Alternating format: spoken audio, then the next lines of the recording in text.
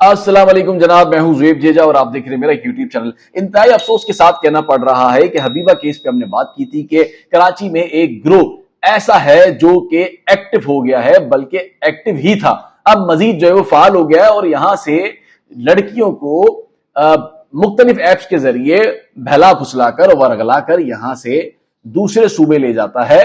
और वो सूबा आपका है पंजाब का, यानी कि पंजाब के अंदर ये जो नेटवर्क है इसने अपनी जड़ें मजबूत कर ली हैं। पहले दुआ ज़हरा, अब हबीबा और पता नहीं अब कितने लोग हैं। खैर, इस पर बताना आपको ये था कि एक तरफ मैंने आपको बताया था कि उस बच्ची का जो है वो उन्होंने मतलब कमसुन बच्ची है, उसके साथ जो है वो निकाह कर लिया है, जिसकी उम्र मैंने आपको बताई थी कि बहुत ही छोटी सी वो बच्ची है। अब उन्होंने एक तरफ तो उन्होंने निकाह कर लिया, अब दूसरी तरफ वो कर क्या रहे हैं जरा ये सुने, ताकि आपको पता चले कि हो क्या रहा है माशरे में और ये कौन लोग हैं जिनके खिलाफ कोई कार्रवाई अमल में नहीं आ रही है और क्या वजह है कि पुलिस अब तक बच्ची को बाजियाब नहीं करा सकी। एक तरफ अगवा का मुकदमा दर्ज किया और दूसरी तरफ पुलिस सिर्फ यही कह रही है कि आज जाएंगे, कल जाएंगे, परसों जाएंगे, करते करते आज 10-12 दिन हो गए, लेकिन खैर पुलिस का कोई पता नहीं है। अब मामला यहां पर यह है कि जो वो वीडियो कॉल करते हैं फैमिली को, अब वो वीडियो कॉल में वो क्या ऐसी हरकत कर रहे हैं जो सुनकर आपके होश उड़ जाएंगे। वो ये है कि वो फैमिली के साथ जब वीडियो कॉल करते हैं तो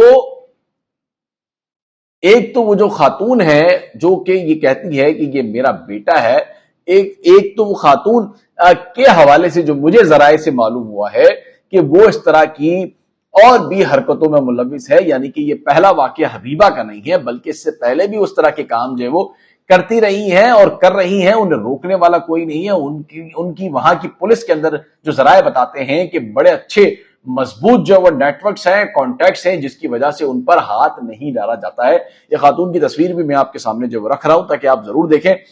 और वीडियो कॉल के अंदर वो जिस तरह की धमकियां दे रही हैं फैमिली को, और फैमिली एक इंतहाई गरीब तबके से उनका ताल्लुक है, उनके पास तो केस लड़ने के भी पैसे नहीं है, उनके पास अपना वकील भी नहीं है वो।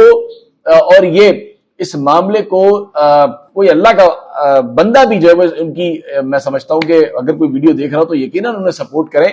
जिस तरह से मैं उनकी आवाज उठा रहा हूं तो आप भी उनकी आवाज बने। वो फैमिली बहुत परेशान है, ना उनकी पुलिस मदद कर रही है, ना उनके पास वकील के पैसे हैं, बल्कि ना वो एक गरीब फैमिली है, वालिद उसका रक्षा चलाता है। तो ये बड़ा मतलब अफसोस का मामला है कि हमारी जो मशीनरी है, जो सिस्टम है, वो उसकी इतनी नाकामी है कि वो अगर कोई ऐसा वाकया हो जाए तो उसके पीछे जाने वाला जो है वो कोई नहीं होता। और यहां पर भी यही बात है। अच्छा, खातून की मैं आपको बात बता रहा था। जो खातून है यानी कि जो लड़की की वालिदा है, ये पहला वाकया नहीं है, बल्कि इस तरह से और भी वाकयात वो कर चुकी हैं। और ये पहला वाकया हबीबा का नहीं है। वो इस तरह से मतलब ये पूरा एक नेटवर्क है जो कमसुन बच्चियों को मुख्तलिफ एप्स जो है गेम्स की उसके अंदर फंसाता है। फिर जब ये मामला पूरा हो जाता है और पूरा ट्रैप कर लेते हैं, उसका दिमाग हाईजैक कर लेते हैं, फिर क्या करते हैं, फिर उसे घर से भगाने के लिए राजी करते हैं और भगाने से बाद वो क्या करते हैं, ये बड़ा एक अमल है। फिर लड़के का काम खत्म हो जाता है, यानी कि लड़के को जिस टास्क पे लगाया गया है कि वो सिर्फ यही है कि आपने फंसाना है, किसी तरह फंसाना और फंसा के फिर एक नेटवर्क और है जो सहूलतकारी करता है किस तरह यहां से लेकर लड़कियों को फिर वहां मुंतकिल किया जाता है। यह भी बड़ा एक अहम मामला है, क्योंकि जिस तरह की तस्वीर सामने आई है वो लड़का नहीं है, यानी कि लड़का वहां बैठा हुआ है, लेकिन यहां पे भी उनके सहूलतकार हैं। वो फिर घरों से लड़कियों को किस तरह लेकर जाते हैं ये भी मैं आपको बता रहा हूं। और ये तस्वीर अगर आप देखें, वो लड़का नहीं है इस तस्वीर के अंदर, ये कोई और शख्स है। इसने क्या सहूलतकारी करी ये आप जरा गौर करें। इसने सहूलतकारी ये करी कि घर से लड़की को बाहर से घर से लिया और फिर उसे बस अड्डे यानी कि छोड़कर आया, फिर खुद उसके साथ पंजाब गया, फिर लड़के के हवाले किया।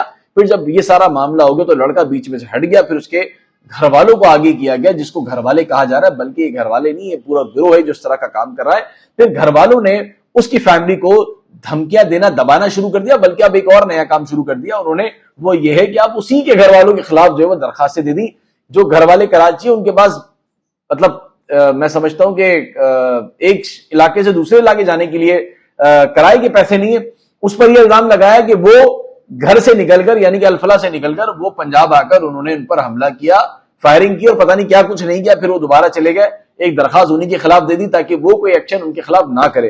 तो अंदाजा लगाएं कि किस नौयत का ग्रुप गैंग है।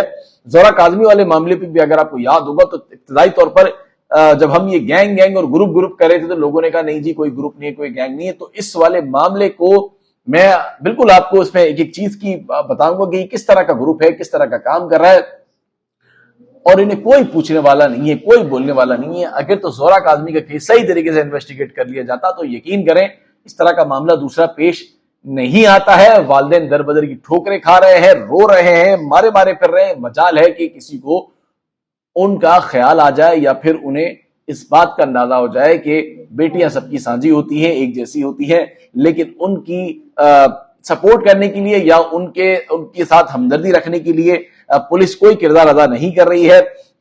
مزید اس میں اور بھی بہت ساری چیزیں ہیں لیکن وہ میں آگے چل کر آپ کو ضرور بتاؤں گا.